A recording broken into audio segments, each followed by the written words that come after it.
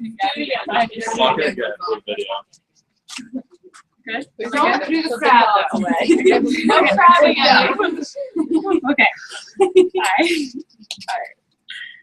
Over the past 7 months, I have been given an incalculable number of lessons from an entire army of teachers. I have seen and experienced things that I will carry with me for the rest of my life. But since I'm a pretty forgetful person, I decided to get a few of those things permanently inked on my body, just in case. Which is why, much to the chagrin of my far more responsible friends and family, I decided to get a tattoo. There are going to be 5 words in the language of the country that we lived in: Isik Mosa, Hindi, Thai, a local dialect of Quechua, and English. And each word represents a story or a moment or a series of moments where I learned something about myself or about the world around me. This is a presentation of those stories and how they made me into the person I am today and how they will continue to shape the rest of my life. A few weeks into our trip, I wrote a blog post about my experience of working with Sandra, a caregiver for Plet 8. I'd like to share a passage from that blog post to give you an idea of what that experience was like for me and my work partner, Jules. Sandra has a sweet, round face with enormous eyes and an easy smile. She laughs often, especially considering the emotionally draining nature of her profession, and it's the kind of laugh that makes you want to join in. She's originally from Zimbabwe, but has made Kwanakatula her home. She carries letters sent from her friends in America in her backpack at all times, proudly showing them off to anyone who asks and everyone who doesn't. Her friendly disposition means that she spends most of her day talking not only to patients, but to friends and random passerby. Everybody knows her and everybody loves her, so everybody loves us by association. Older women embrace us and tell us we are welcome in their homes, snacks into our hands. A woman in one of the houses we visited handed off her 3-month-old baby to the 2 of us before leaving to talk with her friends. Sandra told us that if she could run for mayor, she would win, and I don't doubt it for a second. But what stands out to me more than anything else is her obvious care for and dedication to her patients. We walk for hours through the winding streets of Quano as she visits her patients. And there's little for my work partner and I to do besides sit and watch Sandra talk in Isik Mosa to her patients. And then she usually takes their blood pressure or checks their sugar levels, makes a note in her book, and we leave. For Jules and I, it's an experience that is both interesting and frustrating because of our inability to offer any real assistance. Oftentimes, merely being in their homes feels invasive, as if we are intruding in a private and vulnerable lives. The issue of where to look is one we have debated at length. Staring at the patient feels rude, but so does gawking around their home, so we usually just watch Sandra. As a result, I tend to focus on other details, such as the way each house smells. The home of a man missing a leg smells so strongly of cigarette smoke choke when we walk in. A woman with diabetes and 3 children has a house with pink walls, and it smells like the chicken and rice they are eating as they sit in front of the TV. The home of a man with epilepsy and mental problems has a sour stench of urine. And the wooden shack of a man with stage 4 gastric cancer and his 2 children smells like sweat and old food and too many people living close, breathing in and out lame air. This smell in particular is one that I find again and again in many of the houses. It hangs in the air and makes it feel stale and claustrophobic in a way that's hard to put into words. I was like, and at the beginning, I think I was so frustrated because I felt like Sandra couldn't really do anything for these people. And they were so sick. They were sicker than anyone I'd ever seen, but she didn't have any medicine to give them. And there was no ambulance to call, and I felt so hopeless, and I felt like we could do nothing at all. And then one day we made a visit to a woman who was undeniably on the verge of death. I remember that her room smelled like cough syrup. She had accumulated so many medical problems that the doctors had simply sent her home to die. She could no longer sit up, swallow. Her granddaughter was there when we arrived, feeding her some herbal medications with a syringe. As Sandra spoke with the granddaughter, the woman began to wail, and they were wordless cries, sounds of pure agony and sadness and despair. And while every cell in my body was screaming at me to leave as fast as possible, Sandra sat on the bed and held this woman's hand. She talked to her in a soothing voice, asked her what she needed, asked her what she wanted, asked her how her children were. Sandra talked and talked and talked to her until the woman stopped crying, and then she just held her hand in the quiet. And that's when I realized that Sandra gave these people something that you can't find in medicine. These people were sick, and they were old, but they were still people, and Sandra saw that. She sat with them, she laughed with them, and more importantly, she listened to them. She couldn't cure their cancer or take away their AIDS, but we once walked for 45 minutes across town to bring one of her patients a protein shake that he liked. She asked them about their day, about their family, and she actually bothered to hear the response. And when she asked why they hadn't taken their medicine, she listened and tried to make it easier for them. She taught me to remember the humanity inside all human beings, and that all of us, young, old, rich, poor, healthy, and sick, just want to be heard, need to be heard, and that sometimes the very best thing you can do for someone is to just listen. Which is why for South Africa, I have the word mamela, which means listen in isiXhosa. Which brings me to India. Oh, India. How do I describe ye, fair India? I can honestly say that it was absolutely nothing like I expected. I can also honestly say that I stared at my computer screen for about 15 minutes before being able to finally say this. India is where I learned the adaptability and the perseverance of the human soul. We learn to accept our surroundings, to make peace with them, to forget the nature of our condition, good or bad. After all, I lived there for a brief 5 weeks and adapted the cacophony of sounds of dogs and cars and music and shouting into the background. I relegated the perpetual smell of burning trash and chapati to the back of my mind, and even the sight of the Himalayan foothills, which painted the skyline of our little village, forgot to astound me towards the end. Which, to be fair, might have been because I was more than slightly preoccupied with things that I was unable to normalize in such a short period of time, such as the practice of corporal punishment in the Indian schooling system, or the fact that we were thrown into this system with absolutely no training, no lesson plan, and no idea how to even communicate with children that spoke an entirely different language than we did. It was terrifying, it was frustrating, it was heartbreaking. To give you an idea of how that work project felt, after watching a teacher force her students to blindly memorize the answers to questions that would be given on an exam, I scrawled this across my arm. I am both the oppressor and the oppressed, and both have cost me my humanity. So yeah, India was a little bit rough. But I think my lowest point in India came exactly in the midst of what was actually one of my highest points. We were visiting the city of Amritsar as a sort of family vacation around Thanksgiving, and one night we ventured to see the Golden Temple. It was an unbelievably enormous temple of the Sikh religion, glowing across a black body of water like a beacon, like a star that had fallen out of the sky. It was beautiful, lit up and filled to the brim with music that spilled out into the night. We walked through and it felt, I don't even know, it was transcendent. I realized that I never really bothered to understand or even identify my own religion, and maybe I wanted to. Maybe I wanted to be a part of this, of something bigger, of something that felt almost like magic. But the spell was broken when a man making his way through the crowd stopped to grope 3 different girls in our group, myself included. And suddenly the spirit and new beginnings and light became dark. And despite the fact that I had literally jumped off a bridge and climbed into a cage of sharks so far in this trip, I had never been as afraid as I was in that moment. But when that fear disappeared, it was replaced with a hollow kind of anger and sadness.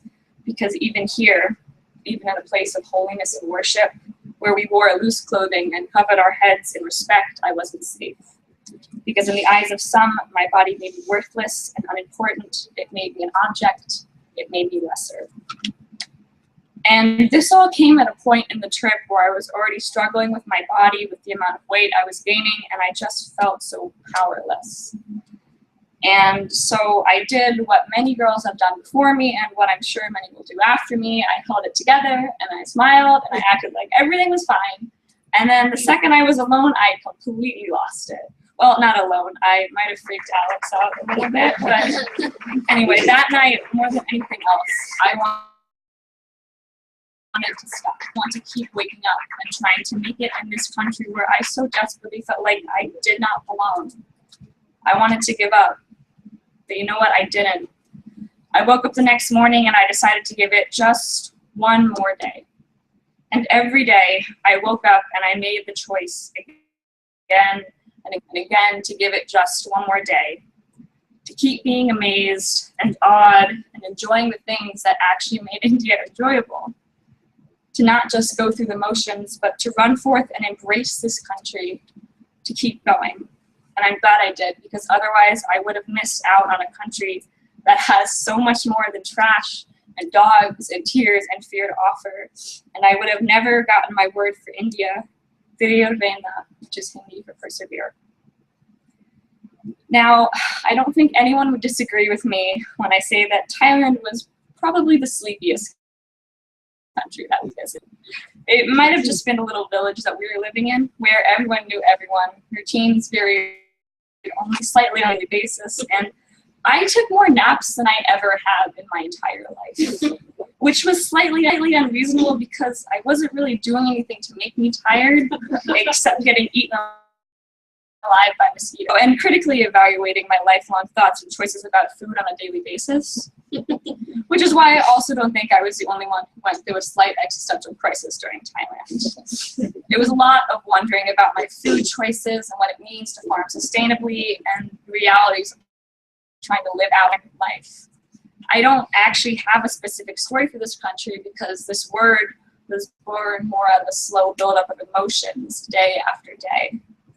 But what I do have is a short poem that I wrote bits and pieces of in the village and then actually finished when I was here in the States. It's kind of a hot mess because it doesn't really have a clear stream of consciousness. It's kind of just a word vomit on everything I was feeling in Thailand. So please bear with me on this. So they said, don't eat cheese. Please. I obsess with the best over a fine piece of dairy, and maybe it's not fair to be consuming so freely, but believe me, I've grappled with how my own pleasure can measure against the good of the planet, but god damn it, if I don't love cheese. Cheese. But does it even matter? So what if our cows are a little bit fatter because they eat grain instead of grass? It's not my ass on the line, so maybe it's fine. Can one person really make a change? Is wanting for myself really all that strange? Maybe just trying is even deranged. And I don't even like salad, but isn't that still valid? To crave and desire, is that worth the hellfire? And that's the thing about food. I don't mean to be rude, but how can you intrude into someone else's life? Pick up their worries, carry their strife, feed 3 kids on minimum wage, take a page from their book, step outside and just look and see how it feels to have to work for every meal. And when you're fighting to stay alive, how can you ask them to strive for more? Maybe that's why I can't be an organic fanatic for everyone everywhere, because life isn't fair and I can't bear to be that person who decries others' lives when it's hard enough to just get by. And personally, well, maybe it's me, but my food is so key to my everyday life. And to take that away makes me feel kind of queasy. And I know it's not easy. I just changed my clothes or my hair. Would that still be fair? And after spending my days with my mom in the field, after seeing the yield, after living the life that organic is selling, well, I just feel like yelling and feel like I'm quelling the dreams that I'm chasing. And sure, quiet pacing could be nice for a bit, and I just want to quit.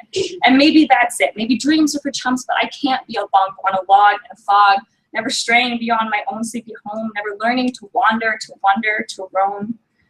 And my hat's off to those who can sit and repose, but where is the line between ours and just mine? When do I give to all? When should I take the fall? When is greater the good? Who am I? What is should? Is my life all a lie? Should I change? Should I cry? How to balance my life between health and desire? How to live out my values without a deep fryer? How to learn to be selfless and take care of myself? How to help without putting my dreams on the shelf? How to eat? How to love? How to live? I don't know. But maybe to question is also to grow. And so, inspired from this very poem, I decided to get the word ham and Thai, that time, which means question. Our last homestay, Ecuador, was at times both my favorite and my least favorite country. It was unbelievably, unmistakably beautiful. From the lights sprawling over the city in Quito, visible from the roof of our hostel, to the clouds that would lazily stroll through the streets of our village in the Andes Mountains, I would argue that it was the most gorgeous place that we've stayed thus far on the trip. But beyond that, from the first day in Ecuador, I've had an insuppressible feeling of belonging, of home. Maybe it was not eating Eastern Asian food for the first time in months. Maybe it was finally being in a place where I could somewhat understand the native language. Maybe it was a long dormant bias to South American culture, but from day one, I didn't feel as unmistakably strange or foreign as I had in India and Thailand and South Africa. But what I also felt from day one in Ecuador was an unfortunate level of illness that followed me like one of the stray dogs from our village. It was, at first, nausea and a fever that would come and go, where I would teeter between feeling terrible and feeling completely fine. And then, about a week into our time in homestay families, I developed a mysterious condition where I would feel completely fine throughout the entire day, and then suddenly become nauseous and start throwing up at about 7 p.m. So I would force myself to go to bed and then wake up in the morning and be totally fine. And this pattern continued for about a week and a half before our entire group finally made a trip to Cuenca, a city about 2 hours away from our village. I remember sitting on the bus ride and feeling normal, but as soon as we stepped off the bus, I was hit by a wave of intense nausea and stomach pain. The pain was so bad that all I could do was curl up on my bed and cry. Luckily, a group was heading to the hospital in Cuenca, so I went with them. It was a small crew, just Sophie, Mandy, Patrick, and I. While the rest of our group headed off to go explore and adventure in city, I was more than a little bummed. Partially because I was sick, and partially because I was dying to go see the Cuenca Zoo, which was supposed to be amazing. And I'm going to be honest, that afternoon was one of the lowest points in the trip for me. I wasn't just physically sick, I was homesick. I didn't want to be fighting some weird mystery disease in a foreign country with a family that did the same language as I did. I wanted to be in my bed with my mom there to take my temperature and give me medicine, and my laptop to watch Netflix. I was also, at this point, about a week away from turning 19, which would be my first birthday away from home. And instead of partying with my friends, I was sitting in an Ecuadorian hospital with an IV in mind, trying not to throw up and waiting for hours for my blood test to come back. I was, in a word, miserable, and I was convinced that nothing could make me feel even the slightest bit better. But I was wrong. Someone pulled out a deck of cards, and 4 of us got a game of Quaranta going, and then the trash talking started, and someone, probably Alex, made a terrible joke, which led to actually funny jokes, which led to laughing, and for a while I forgot that I was sick, and I forgot that I was lonely. I forgot about missing my parents. I was, for a little bit, just laughing with my friends. I was happy. And just like that, one of the worst days of the trip became something else. My memories of that day actually make me smile. They eventually figured out that I had a case of gastrointestinitis, and I did eventually get better. But over and over again throughout Ecuador, when I was sick, when I was sad, when I was tired, when I wanted to quit and go home, I found that a little bit of laughter was enough to get me through. It was enough to change everything. And for that, I've learned to carry a little laughter with me everywhere I go, to always light up the dark. And so for Ecuador, I have Hatun Apuk, which means laugh. And finally, the last word, love. If we're being honest, I was only going to have 4 words, but during my time in Virginia, I realized that this was perhaps the most important lesson I learned during TBB. And although I definitely need others, loving the environment, loving the world, this is more about loving myself. Because for most of my life, that's something I've never really been able to do. I don't know why. I've always been my own harshest critic. I've always felt like perfection was not acceptable as merely a goal. It was necessary as a benchmark to measure my worth. There's always been that voice inside my head that comes to me when I'm sitting on the floor of the bathroom, sobbing, wishing I could be someone else, wishing I could change myself, that imaginary voice that stands over me and holds my face against the tile, laughs at my tears, whispers I'm not good enough, I'm not smart enough, I'm not strong enough, not funny enough, not talented enough, not loved enough. I'm not enough. But I'm learning that's the truth. And I wish I could tell you a story about some movie-esque moment where I suddenly realized the importance of my being and saw myself for the first time as a free, enlightened individual, but I can't. It didn't work like that for me. It was 1,000 little moments where I fell in love with myself. It was when I jumped off a bridge and stepped into a shark tank and fell out of a plane, when I realized I was brave. It was when I put on my glasses and actually liked who I saw in the mirror.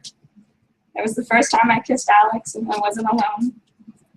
It was every joke I told, every story I shared. It was reading my media in Thailand. It was feeling like this is something I can do. This is something I can do well.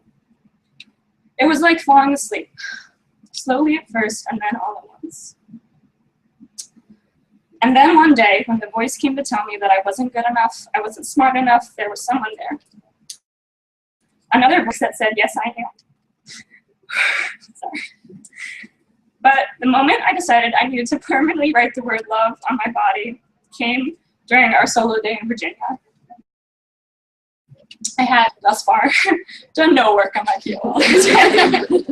And despite the gorgeous natural setting, I was feeling rather uninspired. So I sat down Outlook over 2 lakes, and just was starting to rain, I pulled out a letter that I had written to myself at the very start of the program, and I started to cry. The letter, for the most part, was fairly lighthearted and full of jokes, but at the very end it said, we made it. My whole life, I've been working for those words. I'm proud of you. And I've heard them from my coaches, my teachers, my parents, my family, and my friends. But maybe the person I really needed to hear it from was myself. I'm proud of you. I'm proud of you for being strong. I'm proud of you for being brave. I'm proud of you for being afraid, for being unsure, for being lonely. I'm proud of you for being lost. I'm proud of you for finding your way. I'm proud of you for doing something amazing, and you know what? I would be proud of you for doing nothing at all. I'm proud of you because you are more than just good enough. I'm proud of you just for being you. I am never going to be perfect, but you know what? I'm going to be just fine. I'm going to be more than fine. I'm going to be great. There's a whole world out there waiting for me, and carrying the lessons I've learned over the past 7 months, I'm not afraid, because it's going to be amazing. And I'd like to end with another short poem that I wrote in my letter to self 7 months ago. I think it sums up a lot of who I am and who I want to be, so here it is. Promise you remember me as I am now. Right now, with my hands shaking, my eyes open, wide open.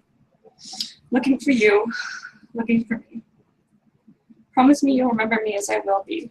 Soon, too soon, with my feet racing and my arms waving and my mouth breathing, gasping, sucking, pulling in life in great overflowing buckets to pour over the dry, dusty sand cloaking this world.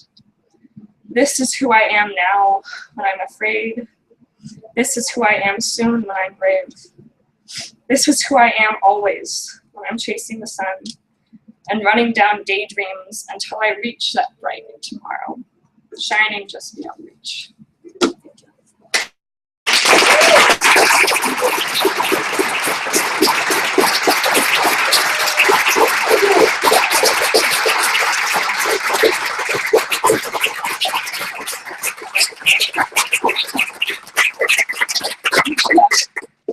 Questions?